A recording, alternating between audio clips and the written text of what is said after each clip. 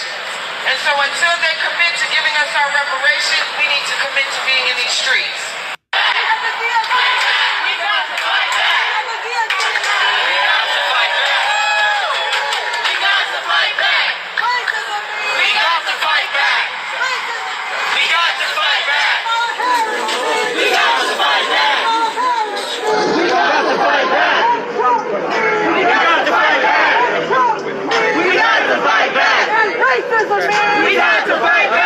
Reparations mean we got to fight back. Reparations mean we got to fight back. Police murder mean we got to fight back. Police murder mean we got to fight back. City schools mean we got to fight back. City schools mean we got to fight back. And racism mean we got to fight back. And racism mean we got to fight back. We got to do what? We got to fight back. We got to do what? We got to fight back. We got to do what? We got to fight back. We got to do what? We got to fight back. Fight back.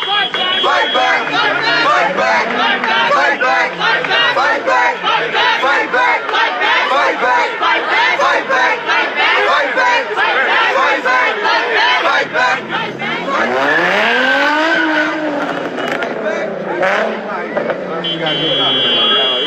Let's go. All right.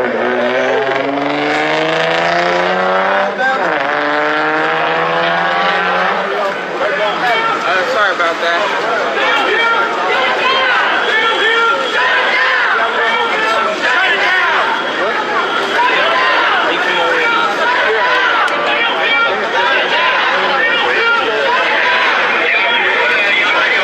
What's up, everybody? We're out here on the west side, Austin neighborhood, Equity and Transformation, and several other organizations rallying for reparations. And let me clear my throat.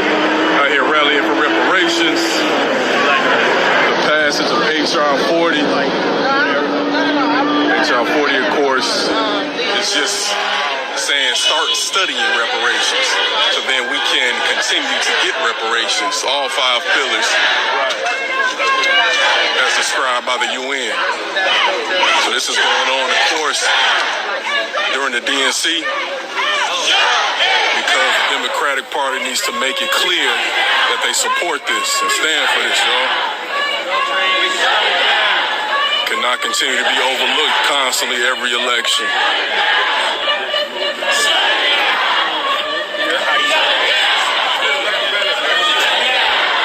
Out here deep, several hundred folks.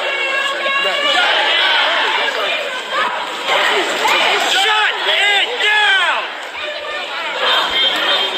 Shut it down! 2 days of rallies, 2 days of the Democratic Convention, there's no mention of reparations.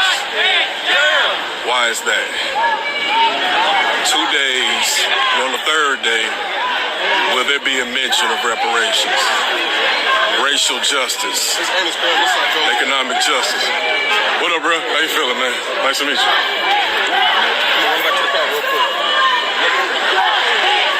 We're on the west side in Austin, one of the communities that has been harmed the most by systemic racism. Because as you know, it ain't just slavery. It's Jim Crow, apartheid, it's a war on drugs, and the legacy of all of that continues today. Right, you see what I'm saying?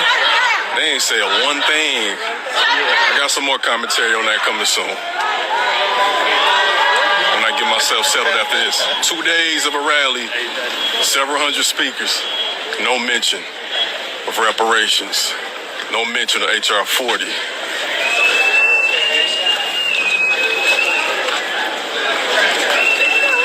No mention of racial justice.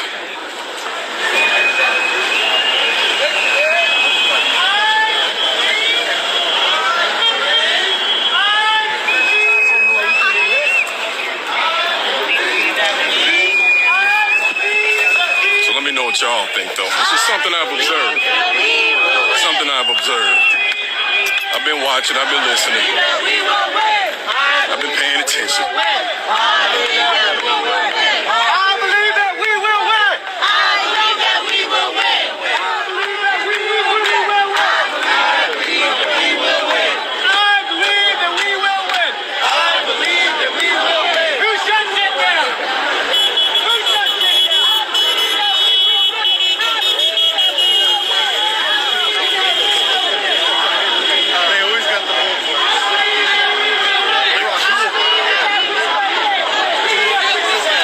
Also, for clarity too, it's an organization I'm a part of, Equity and Transformation.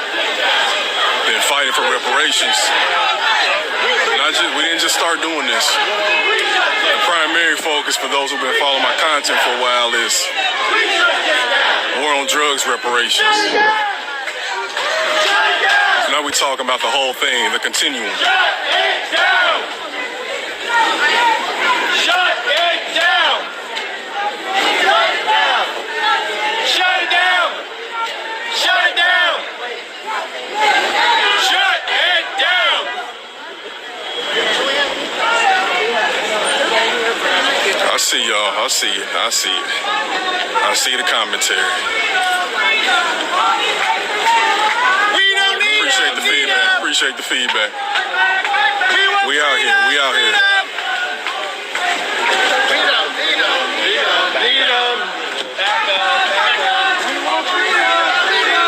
All these racist ass cops. We don't need them.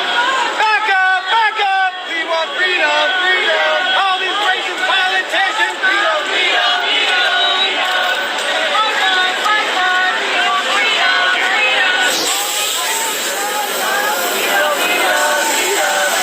Fight back, fight back. Freedom, freedom. We don't need them, Back up. Trying to talk. Right, right. All these racist politicians. We don't need them. Rest in peace, Chairman Back Fred. up, back up. Yes, sir. All these racist ass cops. Blow it your way.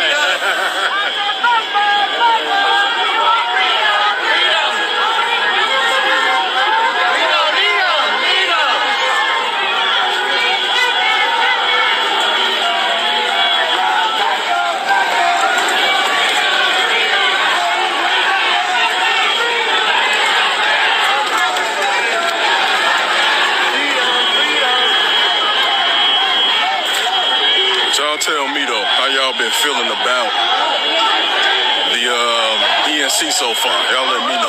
Y'all let me know. Now was the time to make demands, my opinion, so it's clear on what we expect if elected for anybody that's in office. Not just a president. We got local elections coming up, y'all. Y'all, we got state reps. We got U.S. reps.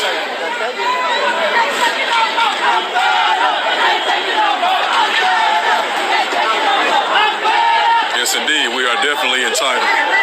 We are definitely entitled. God damn. You good? You good? HR, we say study because HR 40 is on the books right now. Get the ball rolling, get it to the next step. Historically, Rep. Conyers, rest in peace, he advocated to have it studied first because he first wrote this in 1989 and he knew the political climate was not one that would support us. So he was like, let's get the ball rolling, let's lay it all out. He also helped with Japanese claims for reparations. And even if a bill isn't passed for a study of reparations, there is a lot of studying that goes on with reparations claims. Shut it down! Shut it down! Shut it down! Shut it down if we don't get it! Yep. I agree. I take the power back. Starts with the people. Starts with the grassroots.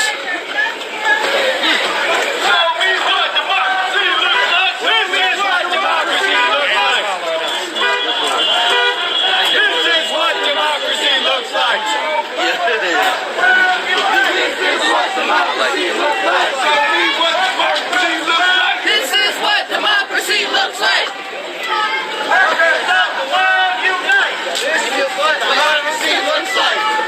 So if you're just tuning in, we're out here rallying on the west side of Chicago. And we're not too far from the United Center where the DNC is taking place. We're out here with Equity and Transformation, Illinois Commission for Reparations. We're out here with several other organizations, people from out the state, out of town. We're out here from various backgrounds, demanding reparations for those those who were impacted by enslavement, shoot, Jim Crow, war on drugs, all of that. That starts with the study, H.R. 40, which was first written in 1989 by John Conyers. The current Congress can push it forward right now. We don't have to wait. Reparations, no vote. This ain't no fucking joke, no reparations, no vote. This ain't no fucking joke, no reparations. You heard her. You heard her. So the Congress now, as they stand, they can pass it along. I'm talking aloud right now. We ain't got to wait till the election. They can pass it along. Joe Biden can sign it, which would, to me, set up Kamala, put her in a good place to win the election. Sign that thing, and then we get that study going, and then we commence to disperse the reparations. That does not just include cash payments. It does include it, but it's not just cash payments. So we out here on the west side. West side of Chicago, rallying for reparations, demanding what is owed, not begging, demanding what is owed. The harm hasn't stopped. Whose city? Our city. Whose fight? Our fight. Whose fight? Our fight.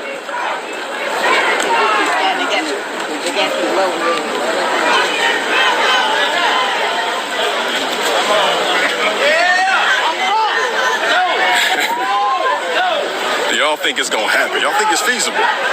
Think it's feasible? Really, the answer lies in us. It's feasible if we make it. It's gonna happen if we make it. You gotta do something that's never been done. And to do that, you gotta do something you never did. Shut it down. We don't get it. Shut it down. We don't get it. Shut it down. Shut it down. That's racist system. Shut it down. That's racist system. Shut it down.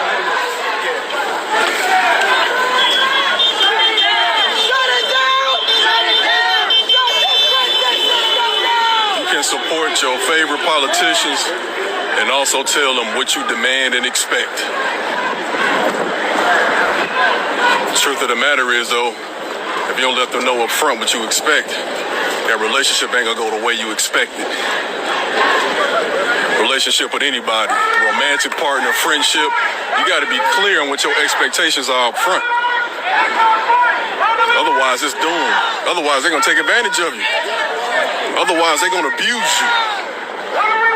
And I think it's clear who's been abused. And not just us. Not just us. Because this overlaps with class issues, too. Once we get what we deserve, then this country can finally start to make progress towards being a great place. Got a long way to go, y'all.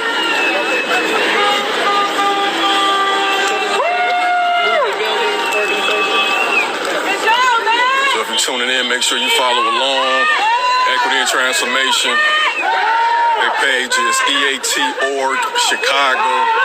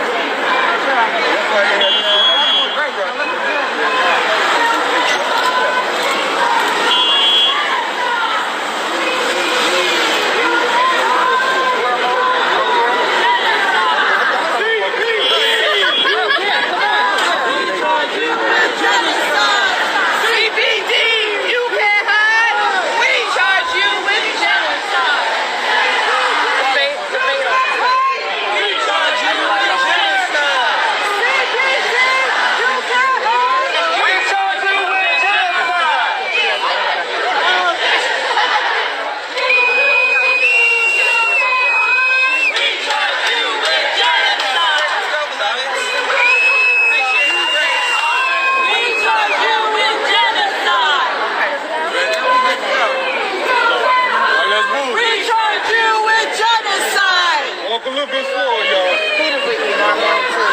We turned you in genocide. Yeah, I wish I had known what you call it. Sean, you know Sean from Green Dog? Yeah. That's who showed us in the shop. I said, let me check that. They've been rolling.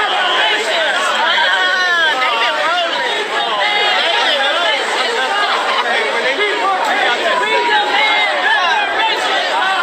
reparations. Stop racist deportation. We demand reparations. Stop racist deportation. We demand reparations. Stop racist deportation. We demand reparations. Stop racist deportation. We demand reparations. Stop racist deportation. We demand reparations. Stop racist deportation. We demand reparations. Stop racist deportation. We demand reparations. Stop racist deportation. We demand reparations. Stop racist deportation. We demand reparations. We demand reparations. We demand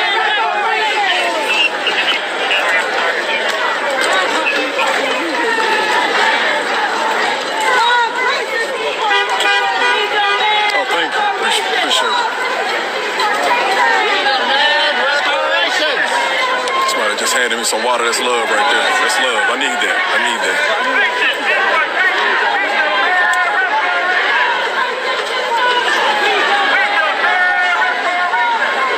Yes, indeed. No problem, y'all. No problem. We're talking about the same thing, y'all. We've been talking about 1865. Keep that context. This type of protest ain't just springing up. 1865, right? 1920s, people made the demand. Shut it down. Civil rights movement, people made the demand. Queen Mother Moore, for example, look her up. Shut it down. Brother John Shut it down. Conyers wrote this legislation, H.R. 40, 1989, just to start the study. It's been 35 years. 35 years. Not even the study has passed. That's why we rally. That's why we must continue to ask this question. The reason why this is even discussed more publicly, the reason why states like California are on the verge of passing it, is because we've changed the discourse politically. This used to be a thing no politician would touch, and now you have to.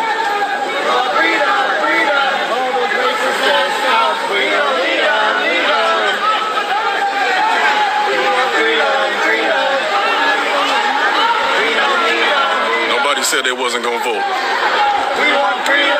Nobody said they weren't gonna vote. A protest mean you ain't voting. Not sure how that was the conclusion drawn.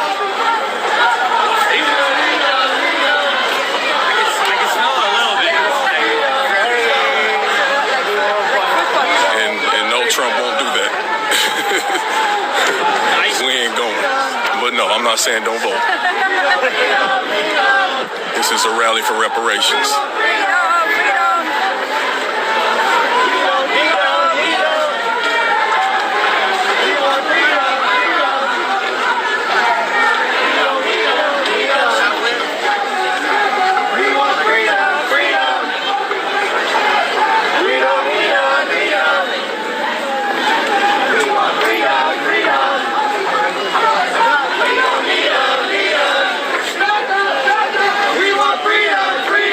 Check back in with y'all a little later. If you in the area, come on out. Shoot, we out here. We're gonna be out here for most of the day. I say?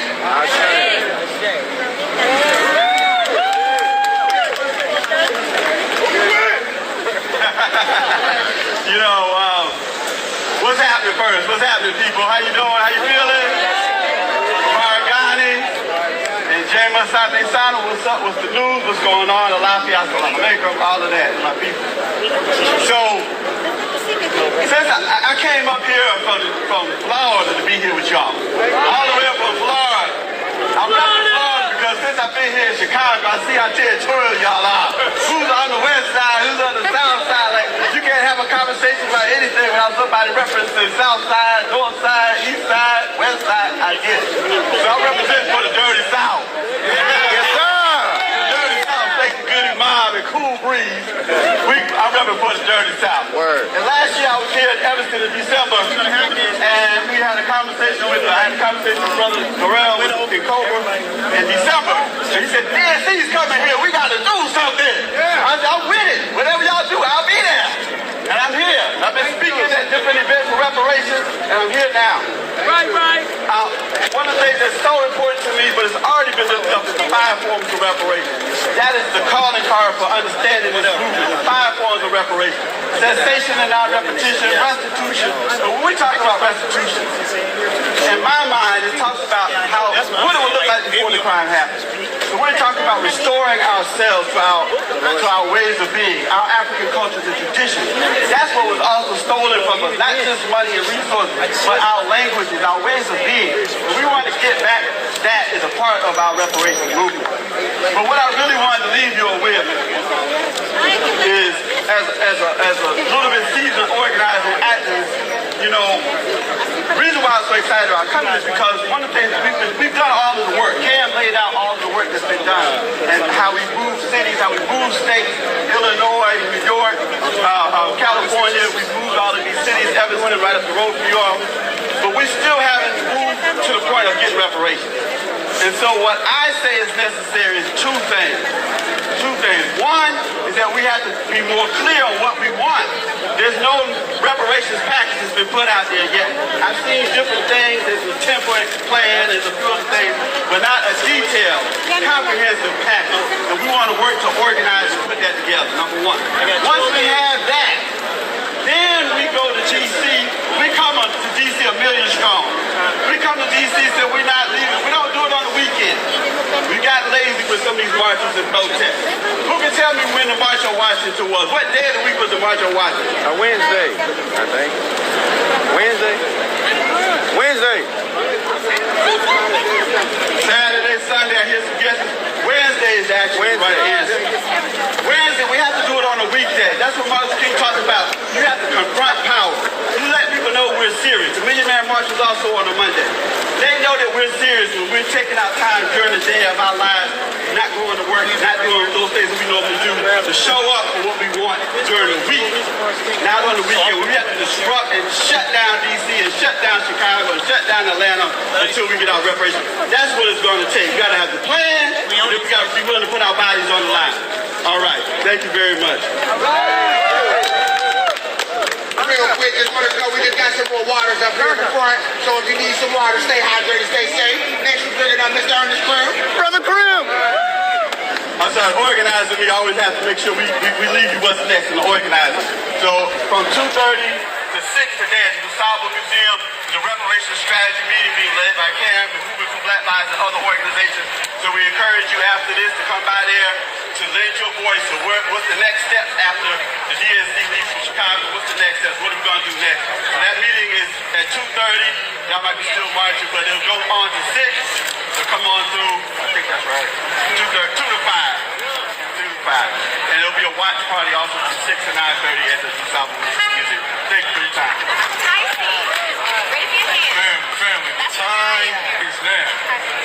My name is Mr. Ernest Krim III. I'm a former classroom teacher who made the leap to teach our community through social media and across the world through speaking engagements because I understood the urgency of now.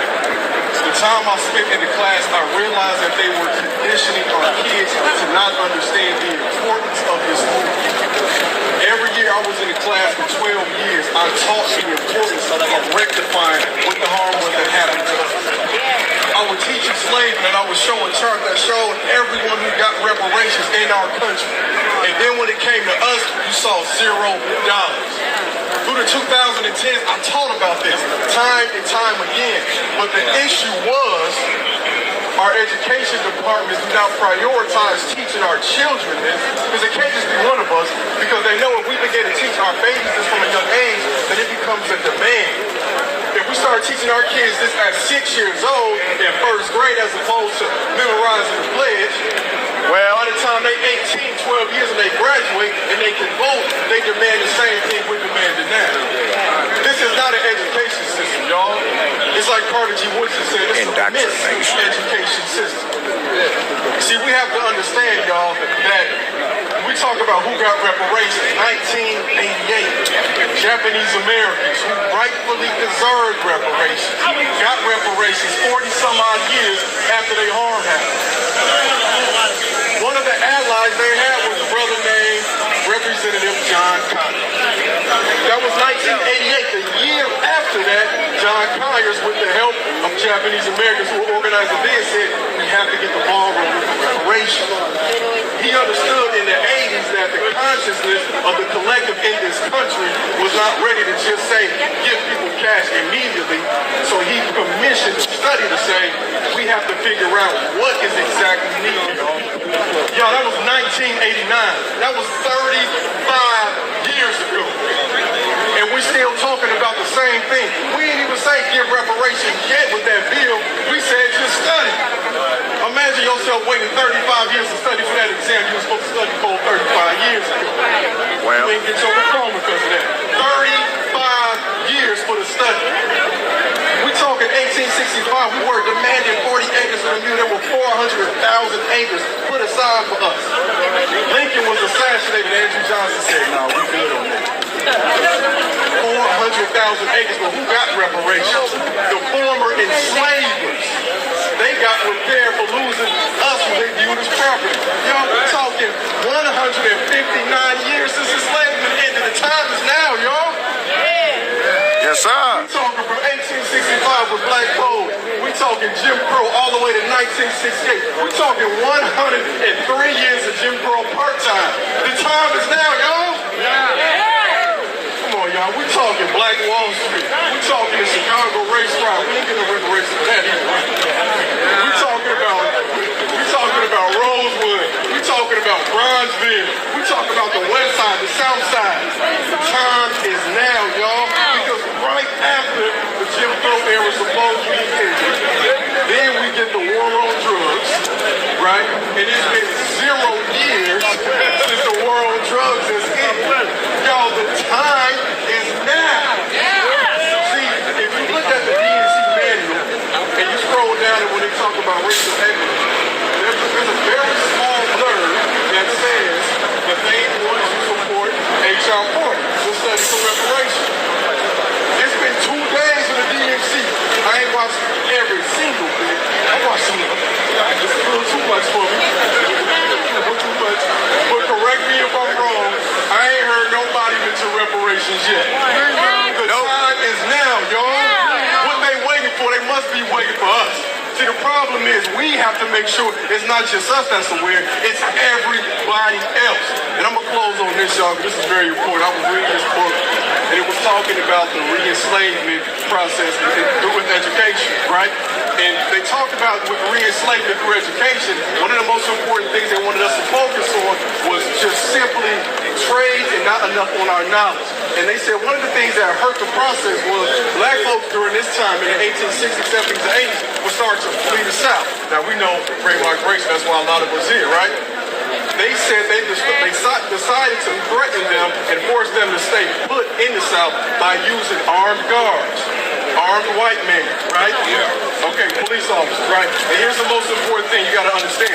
They said that the best way to control black people, the New York Times reported this, was to keep them at a state that was right above bondage, all right? Right above bondage will satisfy them. If you look around in our neighborhoods, y'all, South Side, West Side, wherever we are, Detroit, New York, we are kept in a state that's right above bondage, where we can be pacified. We got to understand the urgency of now, because we demand reparations now, not yesterday. Right. We're talking in this moment. Reparations now. Thank you, y'all. That's right, brother. Good afternoon, everyone. My name is Caitlin Johnson. I'm Executive Director of Black Youth Alliance, and we're based here in Chicago. We're an organization committed to the safety and liberation of all black people. And so we believe that in order for democracy to be real, elected officials must be held accountable to deliver what the people demand. Reparations has been a demand since the system of chattel slavery allegedly ended, but we've already heard today that the system has not ended, it just transformed itself. We all know that systemic anti-blackness is still part of the American experience, with chains that look like the bars of mass incarceration, with whips that look like the war on drugs, and with fields that look like racial redlining and disinvestment from black communities. But it doesn't have to be this way. America can look like the ideals of the Constitution, with opportunities for life, liberty, and the pursuit of happiness for all, because it already looks like that for some people. Some groups have already received their reparations, and it's time for black people to receive ours. If it can work for anyone, it can work for everyone. But in order to get there, we have to repair the harms of anti-blackness. If the government can spend money on wars that steal, kill, and destroy, then they can make a different choice. They can choose differently and reinvest in policies that repair, restore, and rebuild. It's a choice that the elected officials keep making. But we have an opportunity to make our choice as we approach this upcoming election.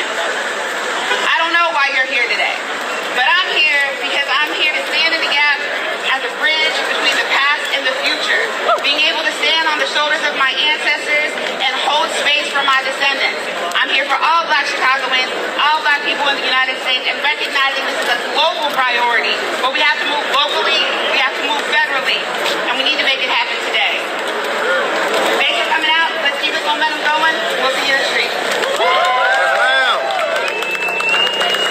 Y'all ready to get back marching? Yeah. All right, you all, we're about to get ready to do this. Want the individual with the E sign, want you all to go here on the sidewalk. You all are going to be leading us. The one with the reparation sign will be right behind them. We're going to be lining up in twos, going all the way to Western. When we get to Western, we're going to be making a right. We're going to be standing on the sidewalk, okay? So let's go ahead and get started. We're going to line up. We're going to get this done. We're going all the way from Western to Harrison.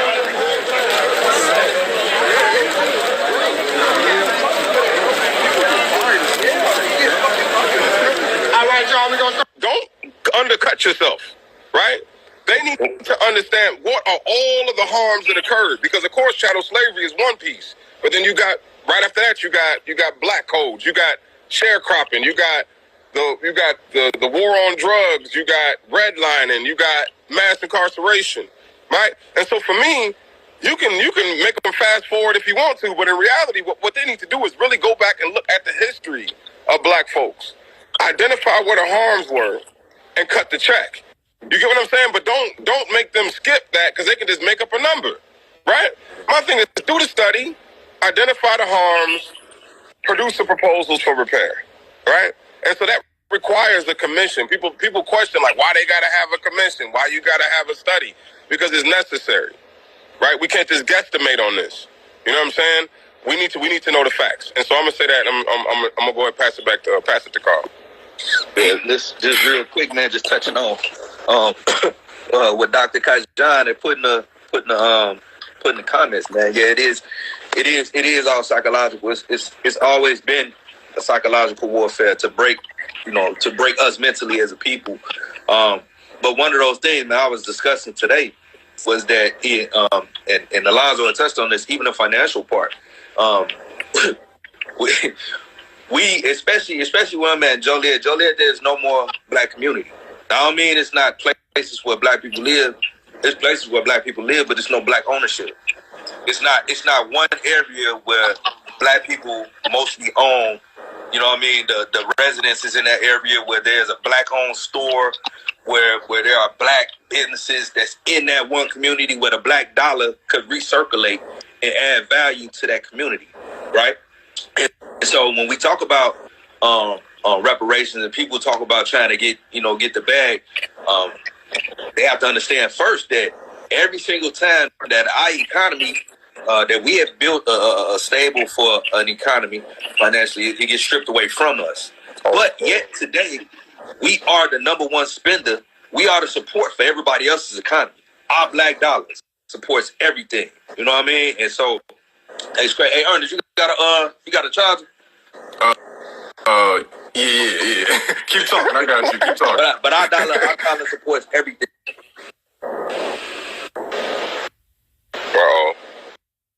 We'll keep You're going. Well, welcome to the Zoom, everybody. We are having a talk on reparations with Ernest Grimm, Carl Farrell, and Alonzo Waheed. But yeah. No, one of the things that you lifted up, though, Rich, that I was going to comment on is like how you said that, you know what, if individuals don't want to go back, right? The way that you handle saying, you know, I'm not going to say anything negative about you. That part right there speaks volumes, right? Because usually is I need to get at your head. I'm about to come at you. I'm going to disrespect you just because of a disagreement. But if we learn how to work in conjunction with one another, right, and not have so much hate for one another off of the hate that we have for ourselves, I think that we begin to solve a whole lot of our problems, especially when we start asking ourselves, where did this low self-esteem come from? Where did this low worth come from for self? Where did this low value of self comes from, right? And then start moving to understanding truly who we are, right? Understanding why we are, and then moving to where we are and saying our destination can be dictated by us. And then that comes from being able to heal, being in a space where we can heal to be able to identify those things.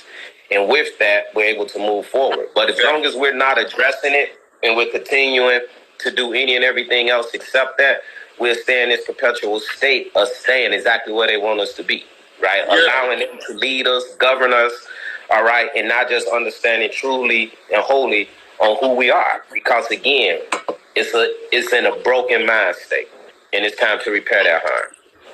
Yeah, I want to Chill out with you. I want to touch on a couple things too. Like, so, a couple things y'all saying. Y'all putting on a master class, honestly. Mm-hmm. The first thing that came to mind with me is I never been to the motherland, not yet, but I do know that just the feeling of firstly going back to the South, you know, getting away from the industrialization of the city and everything. You get a certain feeling, and then going to a place like Jamaica, like I can't even.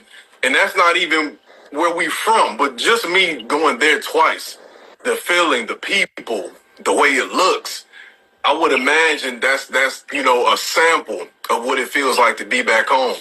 And there are, you know, organizations, shout out to African Ancestry, that can help us reconnect in some way. I know we have a variety of ancestors, but they will help you connect with, you know, your and not just the country, because we know those countries, that's made up, that's recent, right? So they talking about the tribal groups and things like that. Yeah. And what you all talk about in terms of like this being an aspect of reparations is really important too, because for me, we can't put a, you know, we need the money. Yeah, it's a capitalist country. We're in a capitalist economy right now. But that's not like the only, like for us to think that's the only thing that can repair us is us taking on that mindset that enslaved us. Right. You know what I'm saying? You can't put a dollar amount on restore me when I come from people who did not prioritize dollars over people. Right. Yeah. you know what I'm saying? Yeah. So like we gotta do the work, man. Like it has to be. It reminds me of John Henry Clark's quote. If you start your history with slavery, then the only thing you can become is a better slave. You know.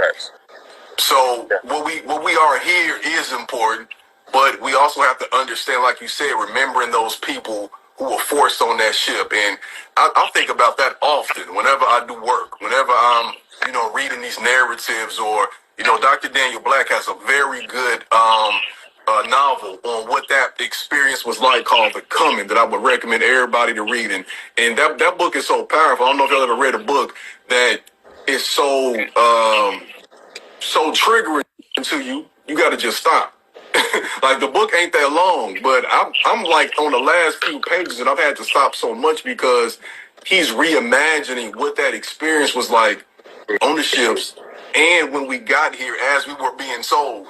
Like there's so much we don't even like consider that happened to our people that whenever we commune, we got to just elevate the fact that us being here is a miracle. Fact. Like we talking about miracle. The Alpha, the Holocaust, like over the African Holocaust over hundreds of years.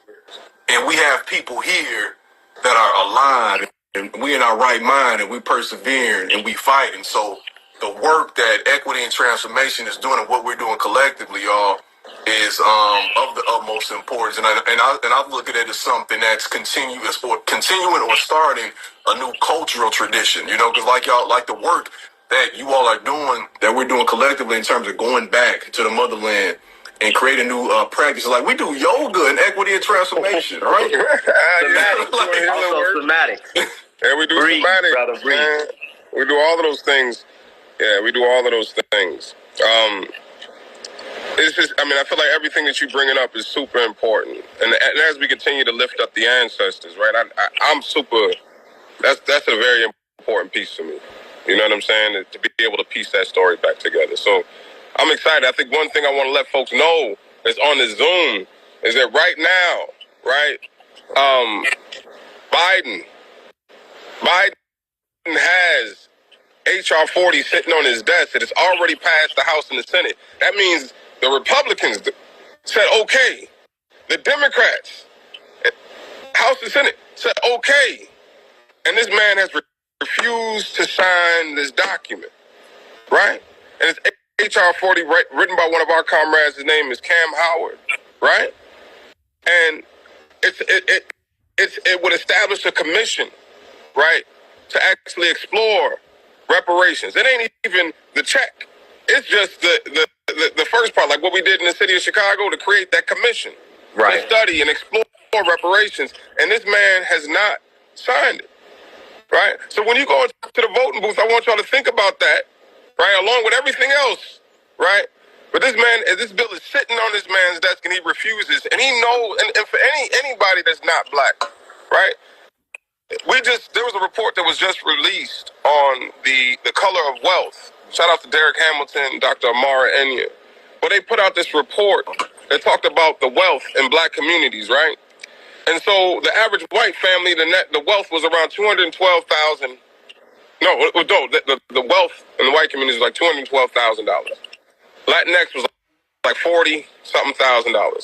Black folks, the wealth was zero, right? And so you can't look. And then you look at the housing disparities, life expectancy disparity, the educational gap. You can't look at that and say a harm didn't occur. You have to see that and see a harm occurred. You have to look at that and see a harm occurred. Mass incarceration, the fact that 1 out of 3 black men is incarcerated, black women being the fastest growing population behind bars. All of these things, you can't look at us and say we don't need to invest in this community specifically, right? You get what I'm saying? And so reparations gives you that opportunity. And some of the policy folks get mad at me because they be fighting for single issues. I'm like, yeah, the single issues make sense, but you put it all together. Take all of the policy games in the city of Chicago, put them together, and what they make up is reparations.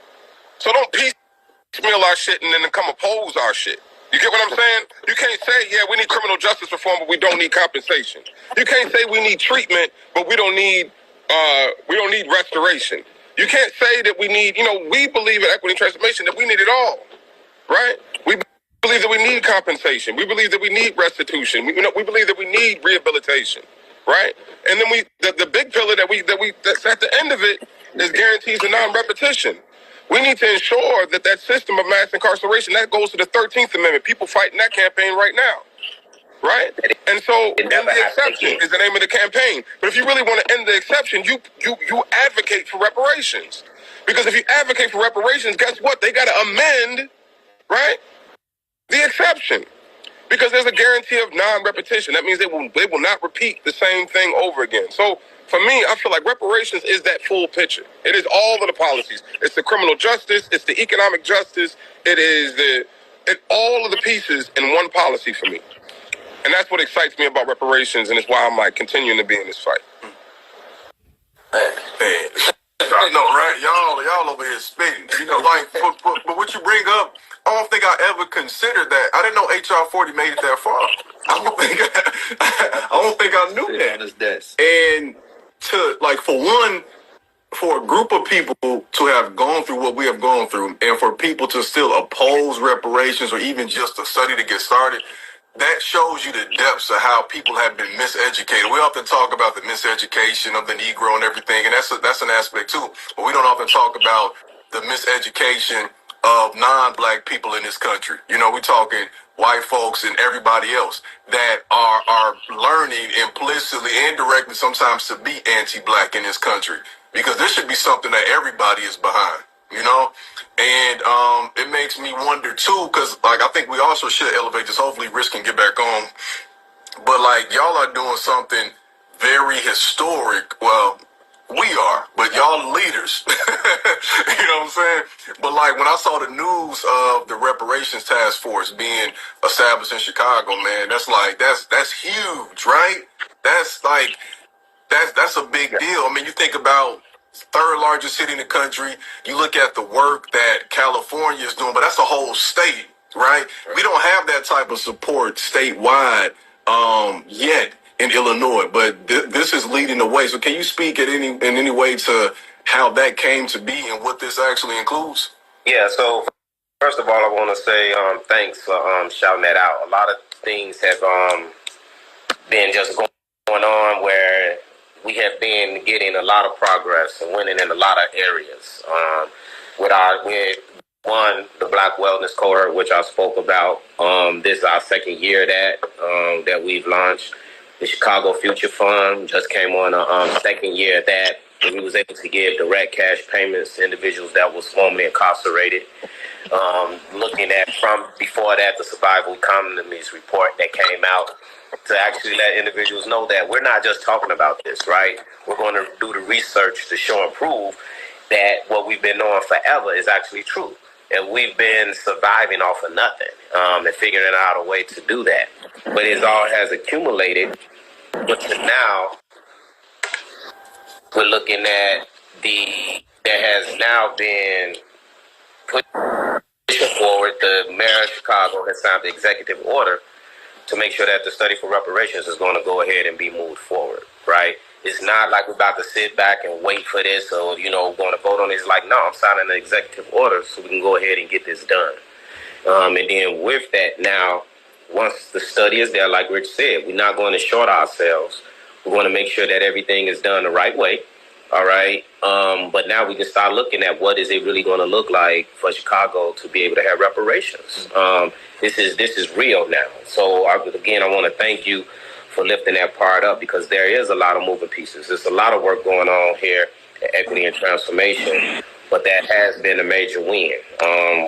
Rich was actually at the airport. I called him, hey, you got to get over here. We're going to raise that flag for Juneteenth. We're going to celebrate that, right? But in celebrating the raising of the flag for Juneteenth, the mayor's like, I'm signing this executive order right now. So that's where we're at right now. Rich, is there anything you want to add to that? Yeah, the task force is established in the city of Chicago to explore reparations. You right on point with all of that. Yeah, and then as far as HR 40, or I think you got Evanston has got a project, and we got. I mean, everybody that's doing work around reparations is creating I would say it's creating some urgency. Right, because the more articles you see on it, the more news. So if you out there and you're a writer, if you make a hell of a post, or you're a graphic designer, start talking about reparations wherever you at. You know what I'm saying? And whatever platform or whatever medium. If you're a bike rider, get a sticker on your jersey or something that say reparate. You know what I'm saying? Because we need to continue to lift this up, because it's that one call. It's that one call to action. I feel like we've been talking about for generations. And so yeah, HR 40 is there.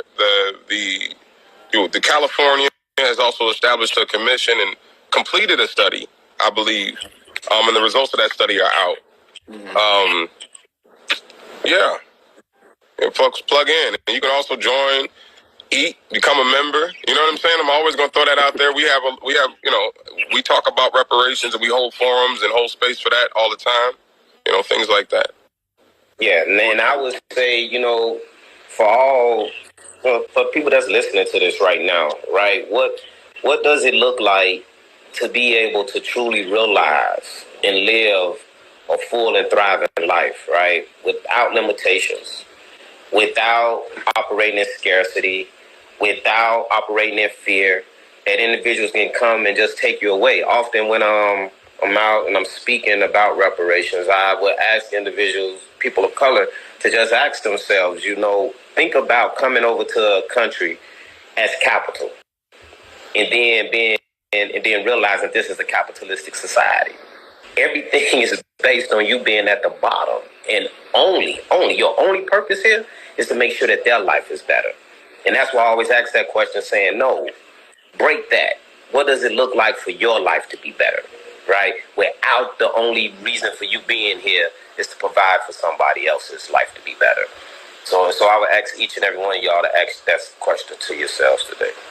That's powerful. We do have some conversation in the chat. Some people were saying HR 40 was still waiting in the, I think, the House Judiciary. Let me get that right. Judiciary Committee. Did you have any background on that, Rich? I can so maybe we can add. I can't go back and forth between my phone and the screen, so it's making it harder. But you need to check out earntheblackvote.com. Okay. The entire history of the bill is there, right? It has all of the different positions that the bill has been in over the course of the years. But he talks very clearly about the bill passing in both the House and the Senate. I believe that was in 20.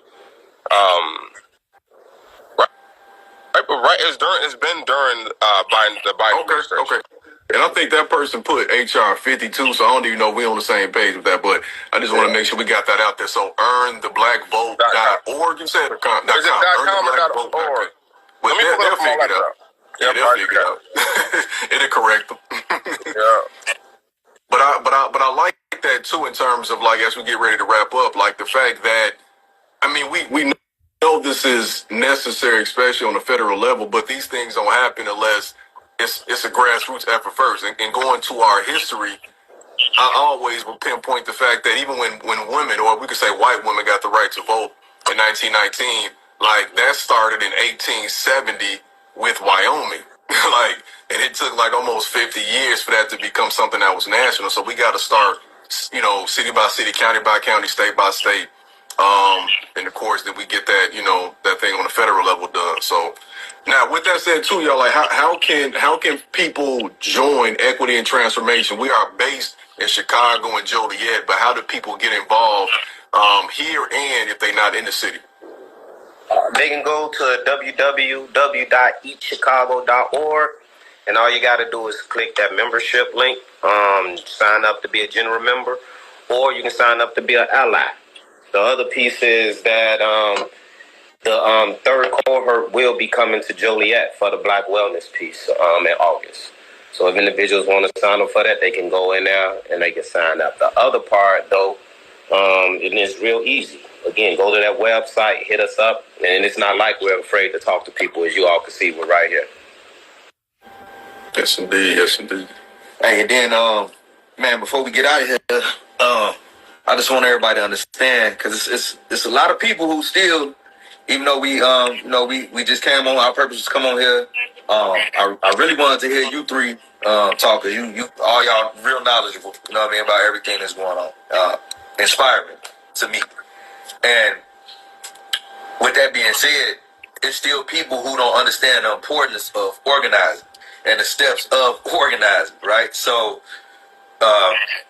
you can't accomplish anything without organizing. I talk to a lot of guys and they be like, man, why y'all march, man? You want something, you just gotta take it, man. I ain't with all that march and stuff. And I'm like, well, you will never accomplish anything. You'll always be a standalone guy, with your own opinion. But we going up against a very, very organized system that's been here for hundreds of years, organized in a manner to keep us oppressed. And so the only way for us to combat that is to organize. There's no amount of change you can have without any kind of organization. There's no structure. Without structure, it's nothing. And so that's why it's critical for us to come together in these kind of spaces, and for people who, the people that's on here who's watching this, if you see this and you agree with what we're saying and you want to participate, go on the link and get involved so that you can know, and we can organize this together, regardless of what you got going on. Because it take all the pieces of the puzzle to make one big picture. Yeah. But we gotta move together. If we're not moving in solidarity, then we really just, bumping our heads against a system that's that's moving and has been organizing against us. I don't know if everybody's had a chance, but check out what Project 2025 is. Yep, I was just about to say that. And that my friends, that is the if that's not eye-opening, if people are not aware of what's going on in the southern states and how they are stripping Black history from the curriculum of grammar schools, and how they made African American AP Studies courses illegal, and how they made it illegal to have Black Lives Matter protests and other things in certain states down south. If you don't understand that, then you need to understand the key words that they use, because they always use words to hide what they really saying. It's always a new way to say nigga. And right now, the new way to say nigga is saying democratic cities. And so in Project 25, they say that one of the things they want to be able to do, besides giving a whole lot of like crazy tyrannical power to the president, is to be able to use the U.S. military in democratic cities. So they saying they want to use the Army and the armed forces in our hoods. Now, they test ran it with COVID. Remember when it was a tank sitting out west? They test ran it. They test ran it to see how they could do with the population control. But what I'm saying is that they organizing. And if we not organizing, then we going to fall victim to whatever plan that they trying to accomplish. You know what I mean? There's people out here who every day they wake up, how we think about freedom and we think about ways to achieve equity and transform this system. There's people who think about ways to keep this system going and to even make it greater. So, and real quick, I stand corrected though. Shout out to Carl. I stand corrected. Here is the line. Leaders within the Democratic Party in the last Congress demonstrated the political will for reparations and the Reparations Commission. There was 217 confirmed yes votes in the House and half of the Senate committee chairs, along with the Senate leader, and many of their colleagues signed on to the bill. They couldn't get full bipartisan support, and they need an executive order for the bill to move, right? And so I was wrong. It did not pass in the Senate. We got half of the Senate and the Senate leader, right, signed onto the bill. And so we need this executive order. And so, again, it is sitting on his desk. Y'all remember when Trump got in office and just started signing shit and signing shit? You know what I mean? We was like, I didn't know you could do things like that. He was just making it rain politics. I was like, I didn't know. I thought you had to go ask people and get, there was a democratic process. He was like, nope. Man, Mike, no Muslims, like everything. Get that pen to work, family. We need them to put that pen to work. Yeah. So if y'all can, and it's earntheblackvote.net. My apologies. Earntheblackvote.net. Well, let's even consider, too, we was talking about, Juneteenth was last week, right? A lot of folks forget the Emancipation Proclamation was an executive order. The president cannot write a law. It did not become an amendment until the end of 1865. That's almost 3 years later. So if politicians have a sense of urgency, then they do what needs to be done, and then it becomes a law. And going back to what you were saying, Carl, about organizing, like we're constantly being organized again. They have these plans. It's probably something else beyond Project, 2025 or whatever they got going on. And even think about the importance of marching and getting together. Like, what was that, 2017 when they was marching through Charlottesville? And we've seen everything that has come from just that display.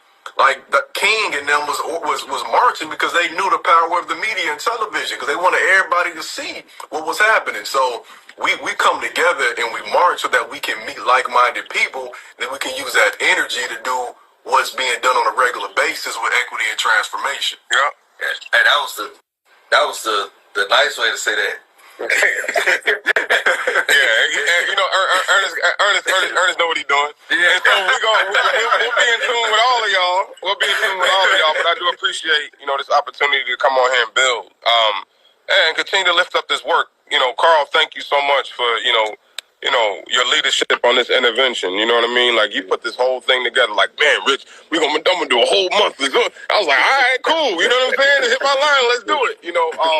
But it takes that kind of innovation. And so for folks on this call, I think that's a perfect example. Like, what can you do? You can organize a group of your homies to get together and go live and talk about reparations, right? Like, you don't need $1 billion and, to do it. You can just jump online. As long as you got internet, you can get it popping. And so I would just really want to lift up Carl and your leadership, Ernest, your leadership, and Alonzo. Of course, you already know. If you know each, you know Alonzo. And so he does it all. So yeah, and he's and so. Yeah, I just appreciate the opportunity to be here with y'all. To be honest, Well, let me say this too before we go again. Like this is just 4 members, right? It's a whole team. It's a machine that operates. So I want to throw it right back at y'all because I had no idea. Like when I first met Joe, I had no idea. Like just the degree that y'all get stuff done. So like y'all don't often see, Carl, Alonzo, and Rich because they are doing so much work that you can't even constantly keep up with posting that stuff online. But just know that they in Springfield getting stuff done, they international getting stuff done, and a lot of the things that we are benefiting from now, from cannabis and beyond, that whole process comes from that organizing. And equity and transformation has only been around for how long now? 5 years. Like 5 years. Okay. Yeah. Dang. So Carl, like when we doing this conversation again, let the people know how these conversations on reparations go. Next Monday we gonna go into the cannabis equity portion of it. We're gonna get Nicole Laporte on that.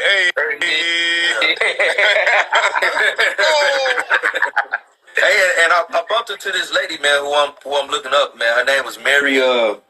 It's Mary something, but I think I texted to y'all already. But I'm gonna check her out because she was supposed to be pivotal with the creation of some of the cannabis equity steps, and now it's like they running her. I know she did something because they trying to run her to the ground. Hey, real quick, hey Carl, you might want to tap the homie Chelsea.